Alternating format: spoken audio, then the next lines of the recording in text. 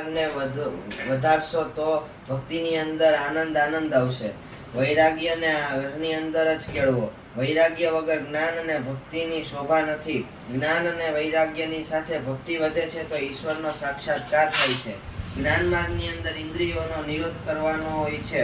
ભક્તિ માર્ગની અંદર ઇન્દ્રિયોને પ્રભુ માર્ગની અંદર વાળવાની હોય છે. સુગંધની ઈચ્છા થાય તો ઠાકોરજીના ફૂલ અર્પણ કરી પછી તેની સુવાસ લો. બ્રહ્મ સંબંધને